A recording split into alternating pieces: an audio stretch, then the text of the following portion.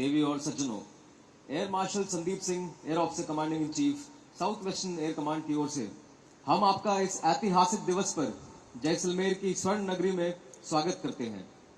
ये हमारा सौभाग्य है कि इस अत्याधुनिक और शक्तिशाली MRSAM अस्त्र प्रणाली को भारतीय वायुसेना में शामिल करने के अवसर पर आप सब हमारे साथ उपस्थित हैं। ये कहना बिल्कुल भी अतिशयोक्ति नहीं होगी कि ये दिन इतिहास के पन्नों में स्वर्ण अक्षरों में लिखा जाएगा।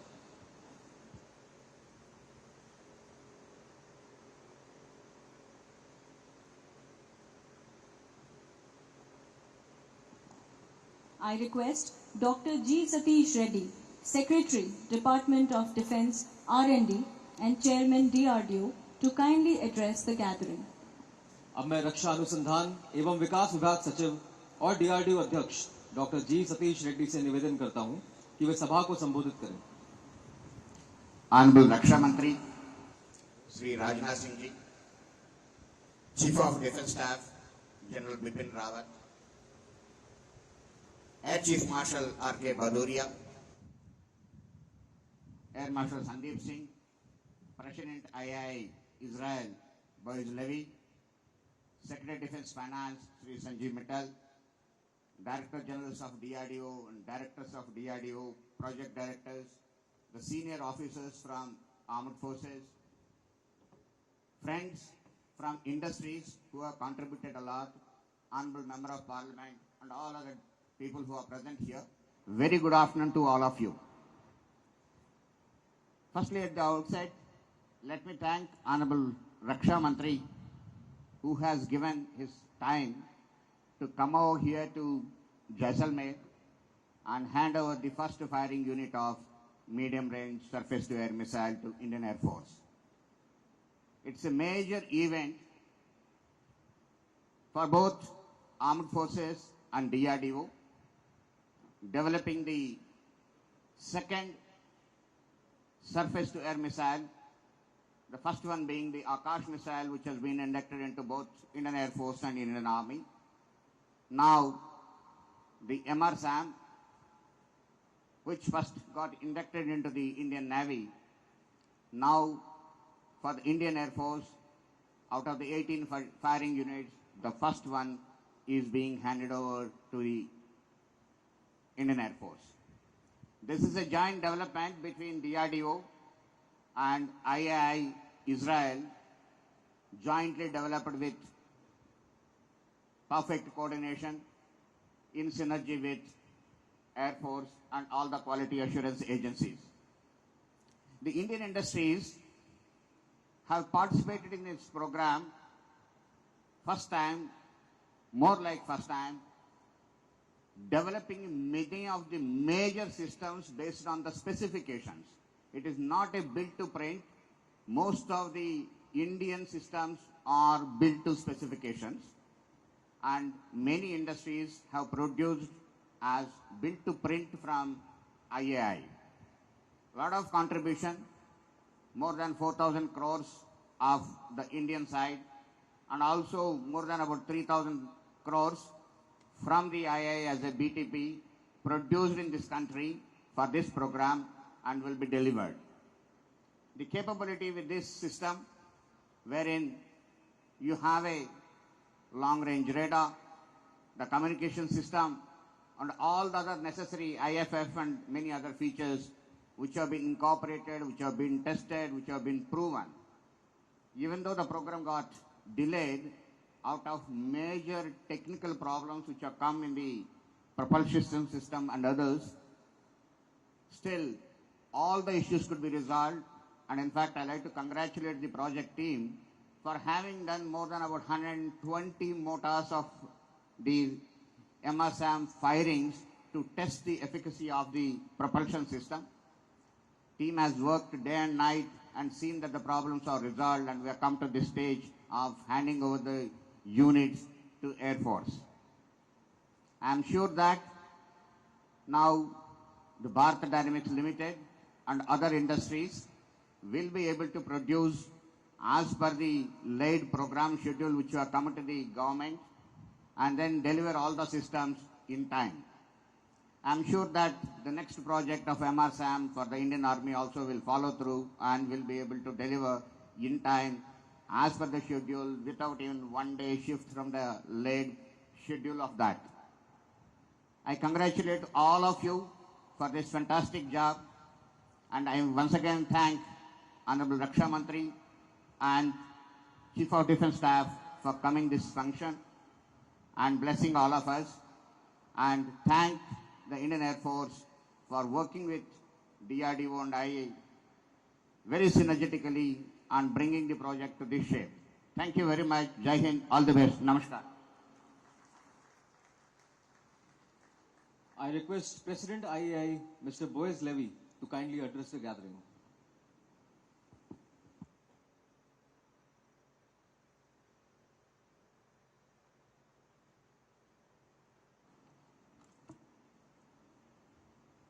Shri Rajnath Singh, Honorable Defense Minister, Air Chief Marshal, Chief of Defense Staff, Security of DRDO, Air Defense Commander-in-Chief, DGMSS, Director RCI, distinguished guests.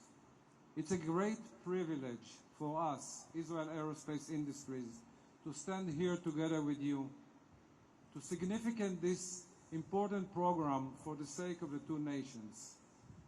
It's a celebration of things that came through a long of years with a dream that we all should share today. This dream was a dream of those who take the technology to the maximum step, to take the brave of thinking out of the box and to work with a teamwork. And what we see here today is a teamwork between Israeli teams, Indian teams, Air Force, DRDO, and a lot of industries in India. So I would like to take this opportunity to say thank you for inviting us here. And one more small thing. Yesterday, when I left Israel, we still celebrated the Jewish New Year.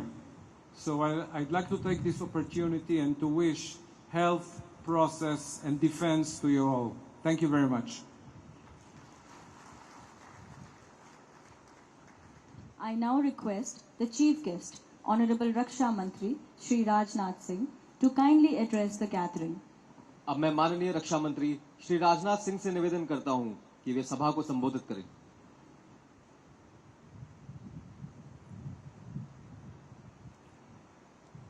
Local Member of Parliament, Shri Devji Bhai Patel, General Bipin Rawat, Chief of Defence Staff, Air Chief Marshal R.K.S. Bhadoria, Chief of Air Staff, Dr. G. Satish Reddy, Chairman DRDO, Mr. Sanjeev Mittal, Financial Advisor Defence Services, Israel Aerospace के CEO Mr.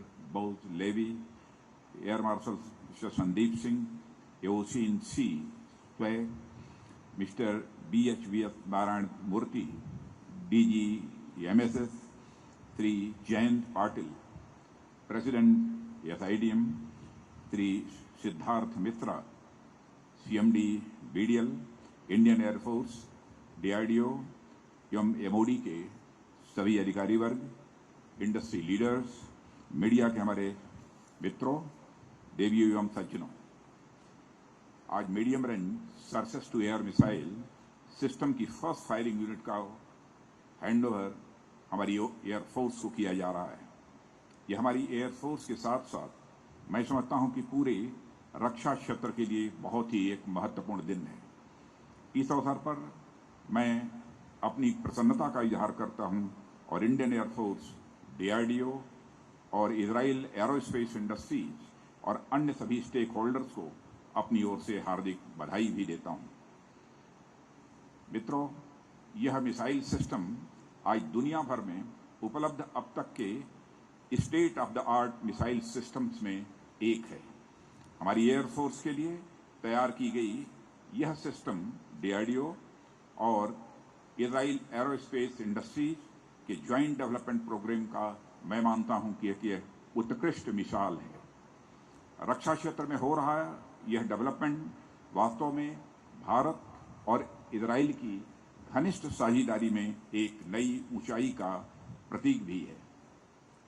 आज से पहले भी इन दोनों देशों के बीच गहरे संबंध रहे हैं, वह चाहे रक्षा के क्षेत्र में हो या स्पाइस बम्स और बैराक मिसाइल का सहयोग हो या फिर कोविड के खिलाफ लड़ाई में वैक्सीन के लिए दोनों देशों की कंपनियों का ज्वाइंट वेंचर हो। भारत और इजराइल के बीच एक अहम साझेदारी हमेशा यह कायम रही है। थोड़ा पीछे जाएं तो कारगिल युद्ध और थोड़ा और पीछे जाएं तो 1971 के वार, जिसकी हम आज स्वर्ण जयंती मना रहे हैं, में भी हमारे इस मित्र का सहयोग और समर्थन बराबर मिला है। आज का यह इवेंट उसी सीरीज में एक नई कड़ी और जोड़ता है, ऐसा मेरा मानना है। मित्रों, मुझे यह बताया गया है कि यह सिस्टम खराब मौसम में भी 70 किलोमीटर की रेंज तक कई लक्ष्यों को एक साथ भेजने में पूरी तरह से सक्षम है। अनेक कड़े परीक्षणों में इसकी सफलता इसकी विश्वसनीयता का प्रमाण है। विरोधी लड़ाकू विमानों, हेलीकॉप्टरों, यूएवी और इसी तरह के अन्य सिस्टम्स को निपटाने में सक्षम यह मिसाइल सिस्टम हमारी एयर डिफेंस सिस्टम में एक गेम चेंजर साबित होगा, ऐसा मेरा विश्वास है। एयरफोर्स ने इस मिसाइल का इंडक्शन रक्षा क्षेत्र में आत्मनिर्भरता की ओर बढ़ते कदमों का भी एक बहुत बड़ा उदाहरण है। साथियों, जैसा कि हम सभी देख रहे हैं, आज ग्लोबल सिनेरियो काफी तेजी और अनएक्सपेक्टेड तरीके से बदल रहा है। इस बदलते ग्लोबल सिनेरियो में देशों के आपसी इक्वेशंस भी अपने इंटरेस्ट के अनुसार तेजी से बदल रहे हैं। चाहे साउथ चाइना सी हो, इंडियन ओशन रीजन हो या इंडो पैसिफिक हो या फिर सेंट्रल एशिया हो, हर जगह अनसर्टेनिटी की स्थिति देखी जा रही है। हाल का अफगानिस्तान का घटनाक्रम भी इसी तरह का एक उदाहरण है। बदलते जियोपॉलिटिक्स का प्रभाव ट्रेड, इकोनॉमी, पावर पॉलिटिक्स और उसी एवज में सिक्योरिटी सिनेरियो पर भी देखा जा सकता है। ऐसी स्थिति में हमारी सुरक्षा की मजबूती और आत्मनिर्भरता एक उपलब्धि न होकर बल्कि हमारी एक जरूरत बन गई है। साथियों, आज जब हमारी एयरफोर्स में हम state of the art missile system induct करने जा रहे हैं, तब मैं एक विजनरी को जरूर याद करना चाहूंगा, जिसने रक्षा के क्षेत्र में खासकर मिसाइल डेवलपमेंट प्रोग्राम में आत्मनिर्भरता की राह प्रशस्त की थी। आज से लगभग 30 साल पहले श्री एपीजे अब्दुल कलाम ने देश में इंटीग्रेटेड मिसाइल डेवलपमेंट प्रोग्राम की शुरुआत की थी। इसकी कल्पना ऐसे समय में की गई थी जब हमारे वैज्ञानिकों को टेक्नोलॉजी के क्षेत्र में तमाम तरह के प्रतिबंधों का सामना करना पड़ता था। बावजूद इन सबके इस प्रोग्राम की सफलता ने न केवल मिसाइल डिफेंस में हमारी आत्मनिर्भरता सुनिश्चित की है, बल्कि यह भी सुनिश्चित किया है कि सीमा पार से आने वाले किसी भी प्रकार के खतरे को समय से पहले ही नष्ट कर दिया जाएगा। साथियों, पृथ्वी, अग्नि, आकाश, त्रिशूल और नाग मिसाइल्स के माध्यम से जिस आत्मनिर्भरता की कल्पना की गई थी, उसी विजन को सामने रखकर हम आज तेजी से आगे बढ़ रहे हैं। आज हमारा उद्देश्य मेक इन इंडिया से आगे स्वदेशी रिसर्च, डिजाइन और डेवलपमेंट के माध्यम से अपने टेक्नोलॉजिकल बेस को मजबूत करना, बल्कि उससे भी आगे मेक फॉर द वर्ल्ड है। साथियों, इस उद्देश्य की ओर हम टेक्नोलॉजी लीडर्स और पार्टनर नेशंस के घनिष्ठ सहयोग से तेजी से आगे बढ़ रहे हैं। एमआरसैम का डेवलपमेंट ऐसे ही सहयोगी प्रयासों का एक बहुत ही बेहतरीन प्रमाण है। इस प्रोजेक्ट ने न केवल सहयोगी कंपनियों और एजेंसियों की टेक्नोलॉजिकल क्षमता को बढ़ाया है, बल्कि एक ऐसा इकोसिस्टम भी डेवलप किया है जिससे कटिंग एज वेपन सिस्टम की हमारी क्षमता में भी निश्चित रूप से बढ़ोतरी होगी। साथ ही मुझे यह भी जानकारी दी गई है कि इस प्रोग्राम के डेवलपमेंट ने इंडिया और इजराइल दोनों देशों के डिफेंस इंडस्ट्रियल बेस को मजबूत करने में एक अपनी अहम भूमिका निभाई है। यह दोनों देशों के लिए एक विन विन सिचुएशन है। साथ ही मुझे बतलाया गया है कि इस दौरान देश में कई नई टेस्ट फैसिलिटीज और इंफ्रास्ट्रक्चर का भी निर्माण हुआ है। ये फैसिलिटीज आगे आने वाले समय में भी क्वालिटी प्रोडक्ट्स के उत्पादन में सहायक होंगी, ऐसा मेरा मानना है। इसके अलावा इस प्रोग्राम के लिए अनेक सब सिस्टम्स की मैन्युफैक्चरिंग इंडियन पब्लिक और प्राइवेट सेक्टर की कंपनियों द्वारा की जा रही है। यह अपने आप में दोनों सेक्टर की कंपनियों के बीच तालमेल का भी एक बहुत ही शानदार उदाहरण है। इस प्रोग्राम के माध्यम से देश में पहली बार मिसाइल और रडार सिस्टम की मैन्युफैक्चरिंग ऑफसेट पॉलिसी के माध्यम से की जा रही है। इस पॉलिसी के माध्यम से इंडियन इंडस्ट्रीज ने अपने इंफ्रास्ट्रक्चर और टेक्निकल स्किल्स में बढ़ोतरी की है। स्थिति यह है कि हमारी लोकल इंडस्ट्री आज DRDO और उसके साथ साथ विदेशों में भी प्रोडक्ट्स और सिस्टम्स की सप्लाई कर रहे हैं। यह कोई छोटी बात नहीं है। साथियों, कल्पना कीजिए, जहां हम कभी छोटी छोटी चीजों को विदेश से मंगाते थे, लंबे समय तक हमारे ऊपर नंबर 1 डिफेंस इंपोर्टर का जो है ठप्पा लगा रहा, आज हम विदेशों को सिस्टम्स, सब सिस्टम और प्लेटफॉर्म की हम सप्लाई कर रहे हैं। यह हम सभी के लिए गौरव की बात है।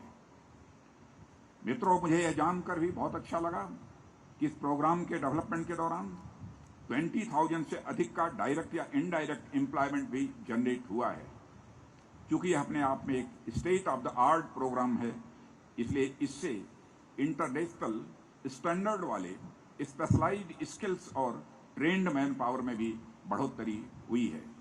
यह बढ़ोतरी आगे भी जारी रहेगी, ऐसा मेरा विश्वास है। साथियों, जैसा कि मैंने अभी कहा, बदलते समय के साथ हमारी डिफेंस मॉडर्नाइजेशन भी हमारी प्रायोरिटी है। हम लगातार उस ओर आगे बढ़ रहे हैं। आपको ज्ञात होगा, कई ऐसे नीतिगत फैसले हाल के ही कुछ वर्षों में लिए गए हैं जो हमें लॉन्ग टर्म में न केवल मॉडर्नाइजेशन बल्कि आत्मनिर्भरता यानी सेल्फ रिलायंस की ओर ले जाते हैं। रक्षा मंत्रालय द्वारा जारी 209 आइटम्स की पॉजिटिव इंडिजिनाइजेशन लिस्ट इसी तरह की एक महत्वपूर्ण पहल है।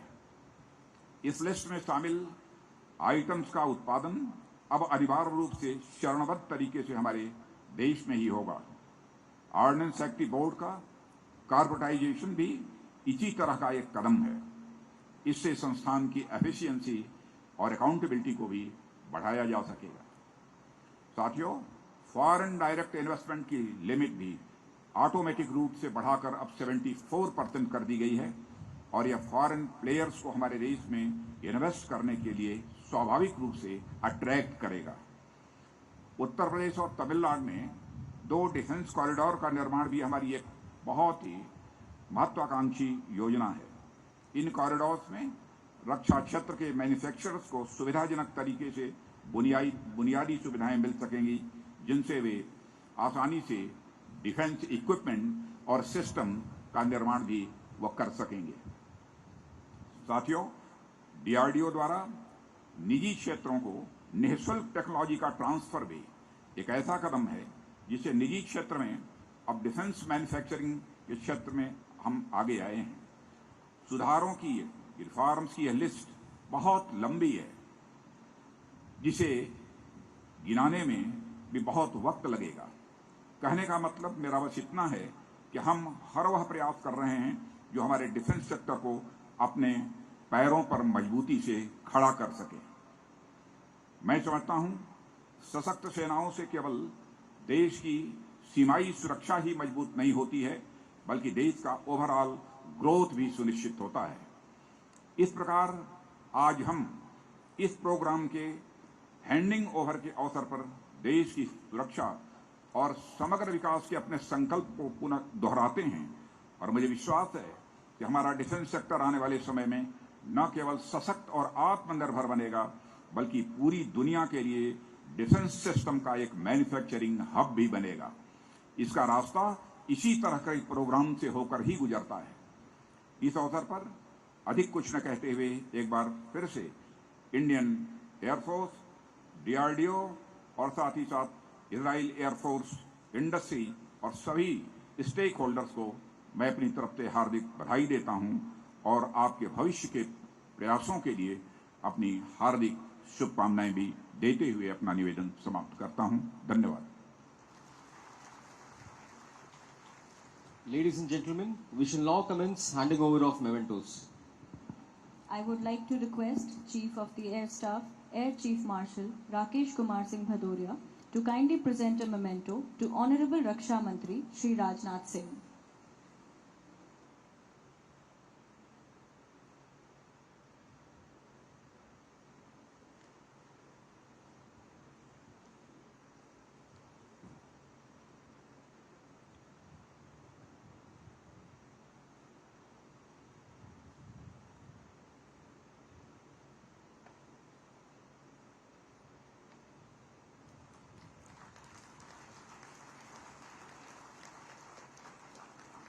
I request Chief of the Air Staff to kindly present a memento of today's historic emergency landing to Honorable Raksha Mantri Shri Rajnath Singh.